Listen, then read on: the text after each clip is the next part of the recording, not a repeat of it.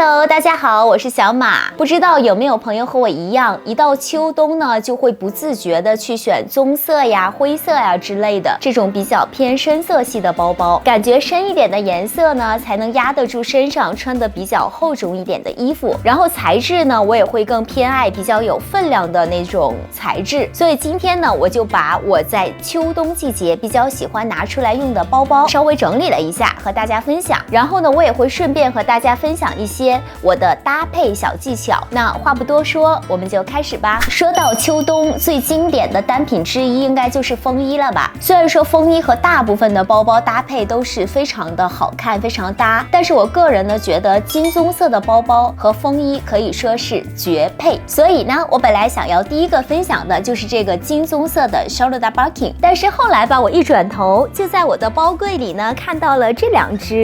只呢可不是金棕色哦。宝贝们要不要猜猜看呢？好，揭晓答案。其实这一只呢是 CL， 这个皮质的日文叫做 Gulashu， 是爱马仕在2012年推出的一种非常少见的皮质。仔细看它表面的话呢，有很小的 H 的那个形状的压纹，它其实是用牛皮经过特殊加工处理而制成的。而且据爱马仕官方介绍，它是具有一定防水性的，而且呢，可能是因为它的压纹的关系，就算是有一些很细微的划痕也不会很明显，是小马比较喜欢的类型了。如果你和我一样呢，用包比较粗糙又没有那么小心的话，那这款皮质我是非常推荐的。那这一支呢，它也不是金棕色，而是福宝马鞍皮的34福宝色。比起光滑的马鞍皮呢，我会更喜欢这个福宝马鞍，感觉更有质感。马鞍皮的特点之一呢，就是它的自我修复能力，因为采用的植鞣工艺使皮革表面保留了相对比较丰富的油脂，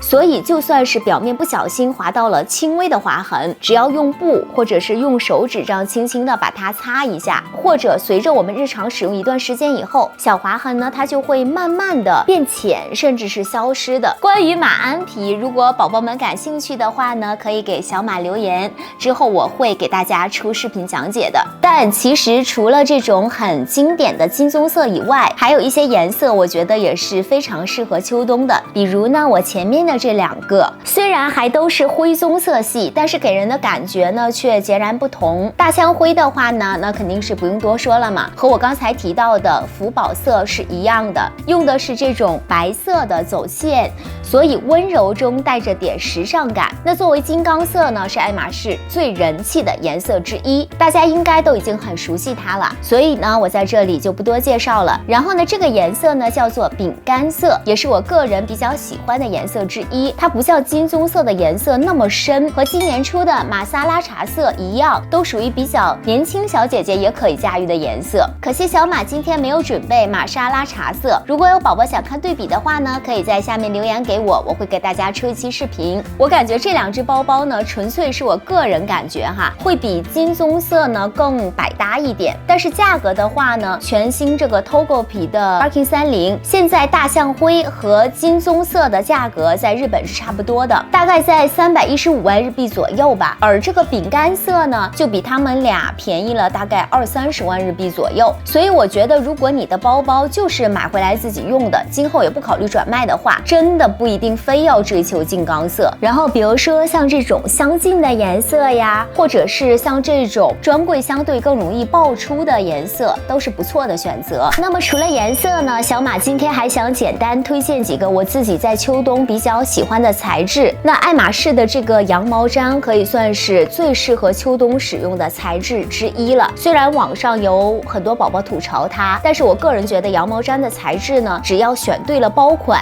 其实还是很好看的。比如我手上的这个蓝色的这个菜篮子，因为包型本身就是这种圆圆润润的嘛，所以和羊毛毡本身自带的休闲气质就非常的搭。特别是在冬天穿一个深色的，就是那种黑色的大衣，然后围一条那种大大的围巾，再搭配一双皮靴，帅气中又带着一点随性，哇，我已经有画面感了。但是呢，羊毛毡在爱马仕里其实不能算是很有人气的材质，而且除了极少数 Barkin 以外，大多数都是用在相对来说平价的包款，比如说 Abilene 啊，还有菜篮子身上。所以呢，就不要对它的保值度有太大的期待了。但是呢，话又说回来，羊毛毡呢，它既轻便又耐脏耐磨，所以日常使用我是非常推荐的。接下来这个材质呢是麂皮，也是我个人非常喜欢的一个材质。我手上的这一支呢是海洋蓝的 Birkin 30，因为包盖的部分呢是 S 皮，然后包身的这个大面积的部分呢是麂皮，所以我觉得它比一般的海洋蓝 Birkin 更多一点层次感，而且麂皮自带了一种复古又时尚的感觉，是很多明星博主的追捧收藏款。麂其实是一种小型鹿，因为它的皮毛很柔软，所以一开始是被做成手套或者是包包内里的材质，直到后来麂皮成为了一个时尚元素之后，才逐渐运用到鞋子啊，还有包包这一类单品上。但是因为麂是保护动物嘛，数量是很稀少的，所以现在的人工麂皮基本都是用牛皮做成的。麂皮的优点之一呢，就是不怎么怕划伤，像我们指甲什么的，在上面划一划都不会留下痕迹的。但是它有着其他稀有皮包包的通病，就是非常的怕水，所以下雨天呀，就是尽量不要带它出门。那最后一个呢，就是我觉得很适合在秋冬背的皮质，就是鳄鱼皮，当然一年四季也都很合适了。当然这只是我自己的主观感受哈，因为鳄鱼皮在我看来是比较有厚重感的，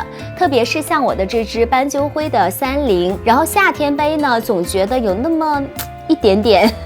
用力过猛的感觉，但是如果在秋冬配上同色系的外套，哇，那真的就是气场全开了。我的这只呢是2点的尼罗河鳄，所以看到它的钢印这边有2点的这个标志。有关鳄鱼皮如何区分，还有它们的保值度和保养方法，小马之前有出过一期很详细的讲解视频，感兴趣的宝宝可以翻回去看一下，我会把链接放在信息栏里。其实呢，我还有2只收藏款的包包，一只是这个羊羔毛的 Teddy Kelly 40，然后还有是这个牛胎毛的 Kelly 28。然后呢，这2只我每年秋冬都会把它们拿出来用一用的。它们俩因为我之前的视频里有介绍过，所以今天就不在这里多做介绍了。想看介绍的宝宝自行去看前面的视频哦。好了，那以上就是今天视频的全部内容。不知道有没有想给买秋冬包包的宝宝们一点点的帮助呢？你们一年四季都会用同样的包吗？还是和小马一样喜欢根据季节去选择不一样的包呢？欢迎留言告诉我，我们下期见，拜拜。